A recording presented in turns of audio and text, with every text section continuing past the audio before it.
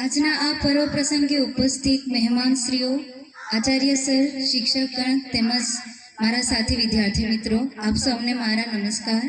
આજે હું આપની સમક્ષ બેંગ્લોરમાં સ્થિત આઈઆઈસી ખાતે યોજાયેલ મારી 2 દિવસની ટ્રેનિંગનો અનુભવ જણાવીશ.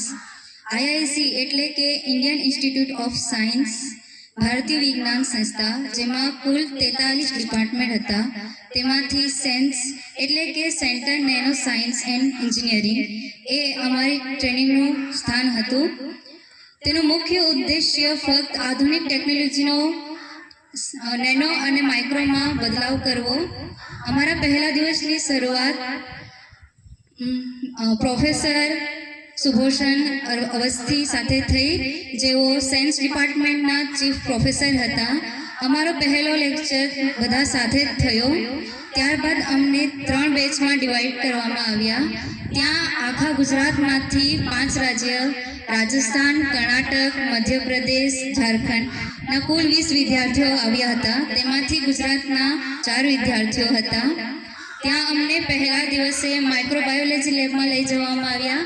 ત્યાં અમને જીવજંતુઓના પાર્ટ્સને 3Dમાં અને માઇક્રો લેવલમાં બતાવવામાં આવ્યા કે કઈ રીતે તેમના પર રિસર્ચ થાય છે, કઈ રીતે તેમની ઇન્ફોર્મેશન લેવામાં આવે છે.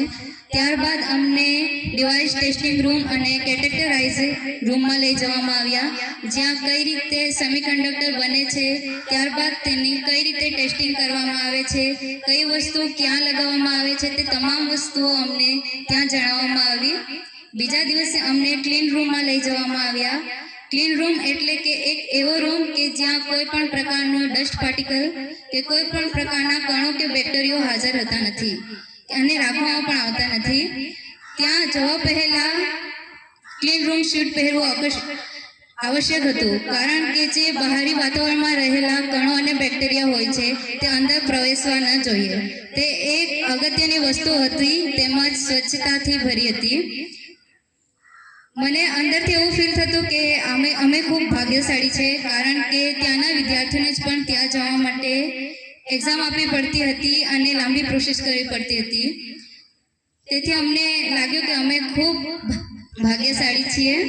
તેના માટે હું આપણી શાળાના આચાર્ય સર, નેશ, ભારત સરકાર તેમજ તમામ શિક્ષકગણનો ખૂબ જ આભાર માનું છું.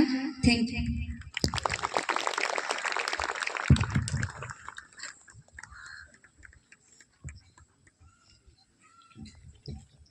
ખરેખર મહેકે આપણી શાળાને